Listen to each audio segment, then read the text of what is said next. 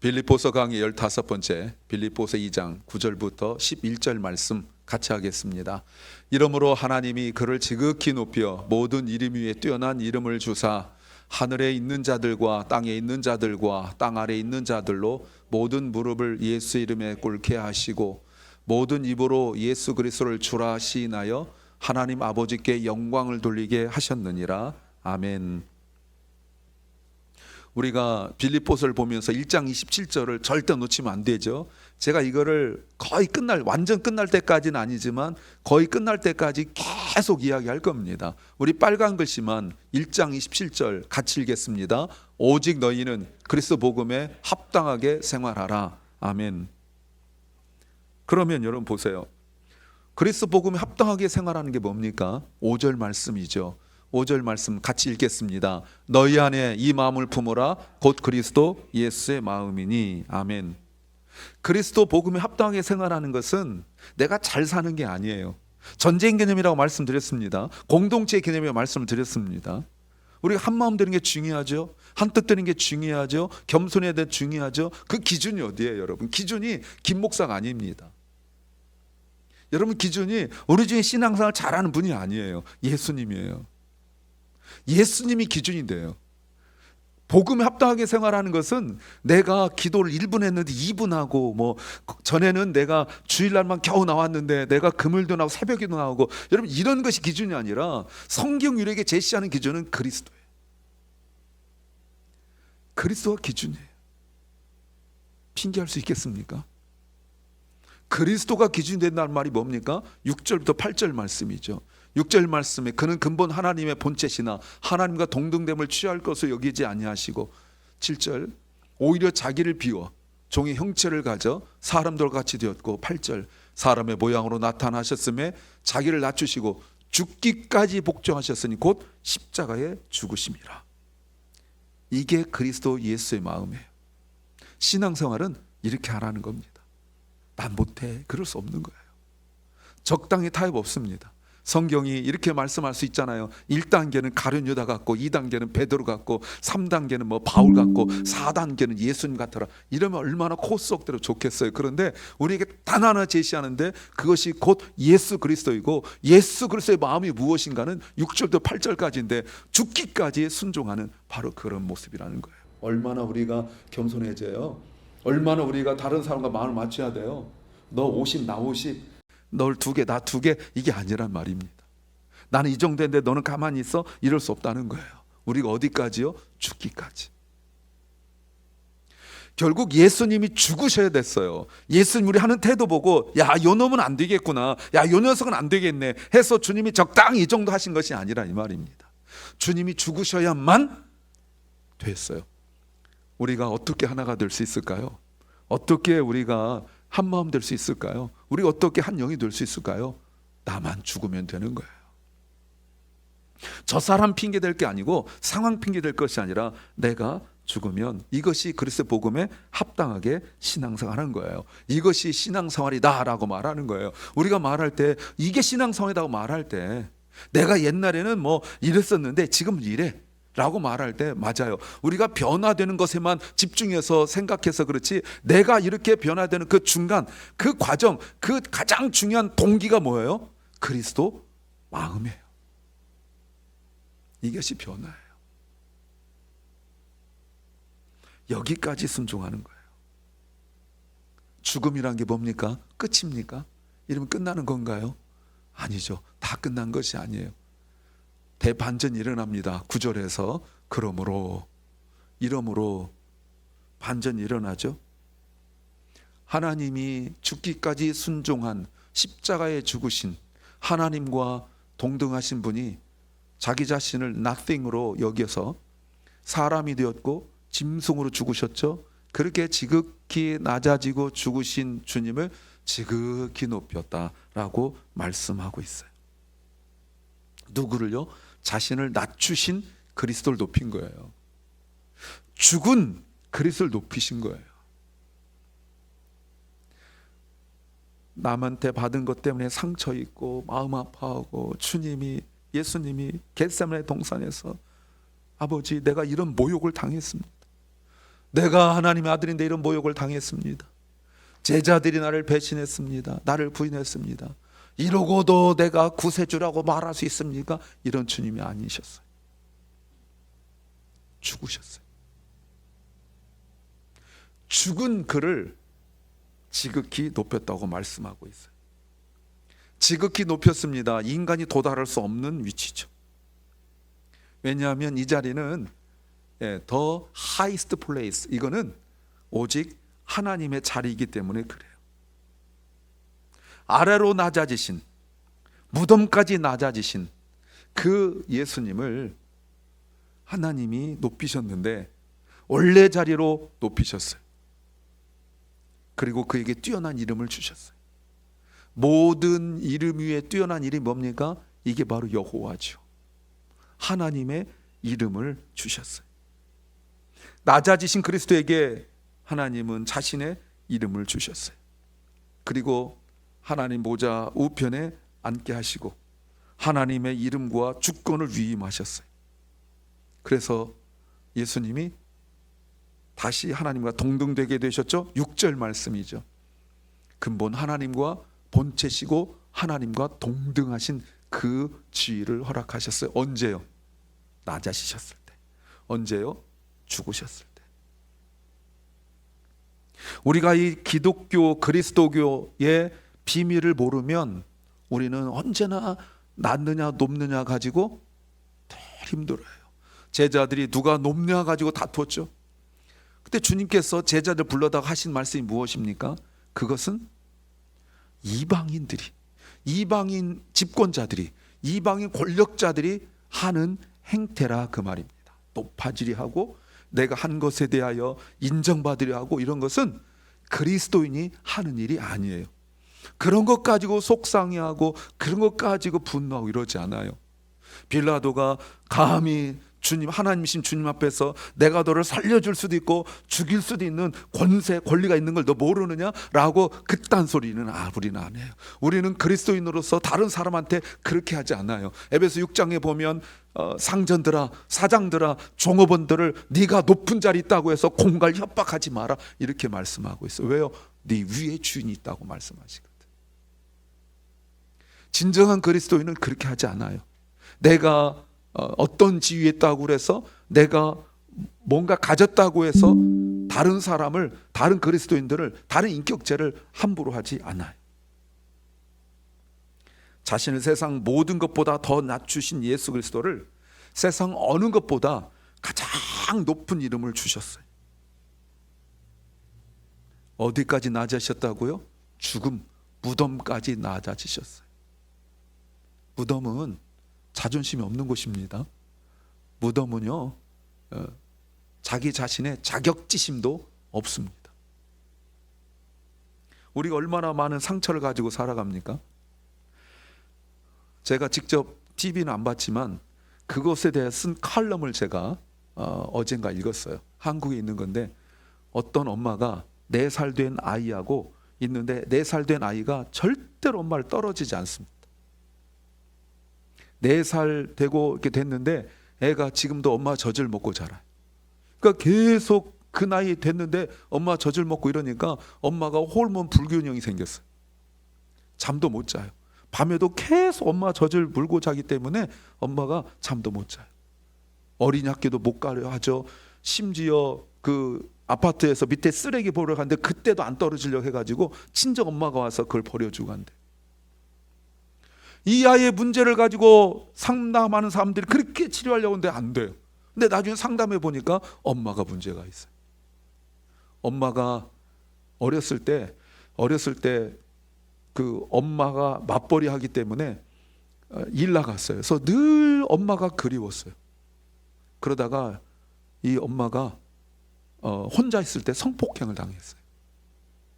그때 자기 마음속에 만약에 엄마가 나와 함께 있었더라면 내가 인생 이럴 수 있었을까라는 그 잠재의식 속에 그 생각 가지고 있다가 자기 아들을 하니까 그 아들을 절대로 안 떨어뜨리려고 그러는데 아들은 또 엄마한테 붙어가지고 마치 엄마의 문제가 아니라 아들의 문제인 것처럼 보여지는 거죠.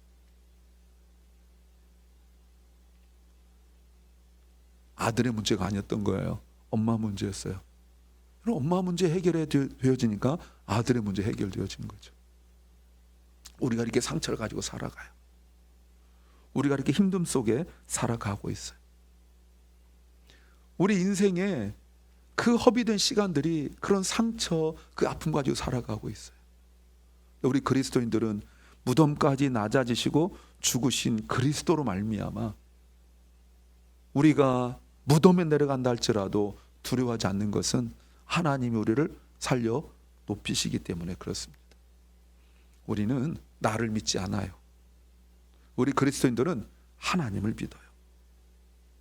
그래서 우리 믿음의 선배들이 순교의 자리까지 가는 것을 두려워하지 않았던 것은 하나님이 나를 버리지 아니하시고 내가 심지어 죽어 무덤에 간다 할지라도 주님이 나를 살리신다고, 그 첫 열매 되신 예수 그리스도께서 부활하심으로 말미암아 우리가 예수 그리스도를 따라서 부활의 열매가 될 것이라는 믿음이 우리에게 있었기 때문이지, 우리가 그 고난과 아픔 속에서 내가 견뎌낼 힘을 갖기 때문이 결코 아니었었어요. 높이신 분은 하나님이에요. 내가 높아지는 것이 아니에요. 내가 높아지는 자격을 갖춘 것이 아니라 하나님이 높이세요. 예수님도 하나님의 아들이셨지만 자기 인생에 대하여 어느 것도 주장하지 않았어요. 자기 생명에 대하여 자기가 어느 것도 주장하지 않았어요. 왜요? 내 생명은 내 것이 아니기 때문에 그런 거죠. 마치 사람들을 보면 우리가 보면 사람들에 의하여 죽임을 당하고 처절하게 버려진 것 같았으나 그것은 낮아지신 마지막 인간이 더 이상 낮아질 수 없는 그 낮아지심까지 낮아지심이에요. 그때 하나님이 높아지셨어요. 예수님도 얼마든지 높아지실 수 있는 분이에요. 요한복음에서 예수님께서 잡히시던 그 밤에 베드로가 칼을 빼어들었을 때 주님이 하신 말씀이 뭐예요? 내가 아버지께 구하여 12영이나 더 되는 그런 천사들을 내가 불러 모을 수 없다고 생각하느냐. 내가 능력이 없어 잡히는 게 아니라는 거예요. 아버지 뜻에 순종하기 위하여 잡히시는 거예요. 우리가 맞대응하지 못하고 내가 자존심이 없고 생각이 없고 힘이 없어서 억울해서 붙잡혀가는 전쟁에 진 패잔병 같은, 정쟁에 진 그 장군 같은 모습이 아니라 이 말입니다. 그래서 신앙의 선배들이 그 순교 자리에서 당당할 수 있었던 거예요. 초라하게 생명 구걸하고 초라하게 싹싹 빌고 신앙 배신하고 이러지 않았단 말입니다. 물론 그런 사람도 있었지만 말이죠. 내가 스스로 높아지면 하나님을 높이지 않으세요. 내가 살려 하면 하나님이 살려주지 않으세요. 내가 나의 생명, 내 인생을 스스로 내 것이라고 주관하지 않을 때 하나님이 나를 붙드세요. 하나님이 낮아지신 그리스도를 어떻게 높이셨습니까? 그리고요, 그 다음 말씀 10절 말씀 보세요. 하늘에 있는 자들과 땅에 있는 자들과 땅 아래에 있는 자들로 모든 무릎을 예수의 이름에 꿇게 하셨다라고 말씀하세요. 예배의 모습이죠. 그저 단순히 이 하늘에 있는 자, 땅에 있는 자, 땅 아래에 있는 자 어떤 대상인지 우리는 다 모르죠. 우리가 다 모든 대상 알 수 없는 존재들이잖아요. 하늘에 있는 자들 우리가 다 모르잖아요. 땅 아래에 있는 자들 잘 모르잖아요. 물론 땅 위에 있는 자들 다 모르지만, 그런데 이 모든 존재들이 한번 무릎 꿇고 끝나는 것이 아니라 예수 이름에 꿇었다는 것은 예배의 대상이 되었다는 것입니다. 하나님의 이름을 예수 그리스도에게 주셨기 때문에 예배받으시 합당하신 자격을 갖추시게 되어진 거죠. 그들이 스스로 와서 무릎 꿇은 것이 아니에요. 그들이 보고 무릎 꿇, 여러분 그런 하늘에 있는 자들이나 땅에 있는 자, 땅 아래에 있는 존재들은 그렇게 스스로 와서 무릎 꿇는 존재들이 아니에요. 자신의 아들을 죽이실 수밖에 없었던 하나님께서 하나님 보좌 우편에 높이시고 자신 아들을 높이시고 난 다음에 하늘에 있는 자들, 땅에 있는 자들, 땅 아래에 있는 자들을 마치 전쟁에서 진 왕과 장군들을 끌고 와가지고 나의 왕 앞에 꿇어 엎드리게 해서 굴복시키는 것처럼 하나님께서 마치 그림으로 보자면 이 뒷덜미를 잡고, 하늘에 있는 자들 뒷덜미 잡고, 땅에 있는 자들 뒷덜미 잡고, 땅 아래 있는 자들 뒷덜미 잡고 와서 그동안 예수님을 인정하지 않고 예수님을 경배하지 않았던 자들을 끌고 와가지고 모가지 끌고 와서 누르고, 하나님의 권력과 하나님의 권능과 하나님의 능력으로 누르고, 하나님의 아들 되신 그분, 하나님인 줄 몰랐는데 무기력하고 무능력하고 힘도 없고 그저 제자들에게 배신당하고 죽은 존재인 줄 알았던 그 예수 이름 앞에 무릎을 꿇고 예배하게 만들어 버리시는 거예요. 누가 하나님의 누른 힘을 버팅기고 일어날 수 있겠습니까? 하나님이 누르시는데, 하나님이 그 누르시는데 어떻게 내가 고개를 쳐들 수가 있겠습니까? 감히 말이죠. 감히. 그래서 예수 이름이 선포되는 곳에 악한 영들이 물러난 이유가 바로 거기 있는 거예요. 예수 이름이 선포되는 곳에 하나님을 거역하는 세력, 어둠의 영들이 물러난 이유가 바로 여기 있는 거예요. 예수 이름 앞에 악한 영들도 무릎을 꿇고 예수님을 죽이도록 주장한 유대인들도 무릎을 꿇고 예수님을 모른 채 그냥 자기 인생 살아가는 이 땅에 있는 모든 존재들이 주님 앞에 무릎 꿇고 예배하게 될 것입니다. 그리고 11절, 모든 입으로 예수 그리스도를 주라 시인하게 될 것입니다. 경배하게 되죠. 하나님이 하나님의 권능과 능력으로 그들의 뒷덜미를 잡고 와서 예수님 앞에 무릎 꿇게 하고, 그랬을 때 여러분 모든 입으로 Jesus Christ is Lord 라고 고백하게 될 거예요. 이때 그들은 시인한다는 말은 부르짖는다는 말입니다. 예수님은 주님이십니다 라고 큰 소리로 외치는 거예요. 예수님의 권위 앞에 순종을, 충성을 맹세하는 거죠. 예수 그리스도 아니면 살 수 없다라고 예수 이름 불러가며 고백하는 모습에, 예수님을 주님으로 인정하지 않고 오히려 십자가에 죽인 그 유대인들, 예수님을 거역하고 예수님을 무시했던 모든 존재들, 권력자들, 하늘이든 땅이든 땅 아래 있던 그 존재들에 대하여 우리가 눈에 보이지 않기 때문에 다 모른다 할지라도 그 모든 것들이 주님 앞에 엎드리게 될 것입니다. 왜요? 주님이 낮아지셨기 때문에 그런 거예요. 온전한 회복이 이제 일어납니다. 그러므로 하나님 아버지께 영광을 돌리게 되어져요. 비로소 하나님이 온전한 영광을 받으시게 되는 거예요. 예수 이름 앞에 무릎 꿇고 예수는 그리스도라고, 예수는 주님이라고 인정하지 않는 예배는 하나님 영광 받지 않으세요. 나 잘났다고 인정받으려 하는 그 예배는 하나님 영광 받지 않으세요. 스스로 하나님처럼 되려 했던 아담은 실패했지만 자신을 죽기까지 낮추시고 순종하신 예수 그리스도는 하나님이 되셨고 하나님께 영광이 되셨어요. 그래서 하나님은 우리에게 아담이 되라고 말씀하지 아니하시고 우리가 예수처럼 되어야 된다고 말씀하시고 있는 거예요. 그래서 5절에서 우리가 아담의 마음 품으라고 말씀하지 아니하시고 예수님의 마음 품으라고 말씀하고 있는 거예요. 우리가 두 마음이 있어요. 아담의 마음, 첫 번째 아담, 그리고 두 번째 아담 마음이 있어요. 첫 번째 아담은 끊임없이 높아지려 하고 끊임없이 인정받으려 하고 끊임없이 대가를 보상받으려 하는 것이 바로 아담의 마음이에요. 불순종해서라도, 하나님께서 원하시지 않는 일을 해서라도 끊임없이 자신의 존재를 하나님처럼 높여지려 하는 것이 바로 첫 번째 아담의 모습이에요. 두 번째 아담은 자신이 이미 가지고 있는 것조차 내려놓아요. 그것이 여러분 복음의 합당하게 신앙생활하는 것입니다. 그것이 곧 겸손이라고 말할 수 있습니다. 사랑하는 여러분, 이것이 곧 예수의 마음이에요. 이것이 1장 27절 다시 보시면 이것이 곧 그리스도 복음에 합당하게 신앙생활하는 것입니다. 교회 공동체는 그래서 서로 섬겨야 돼요.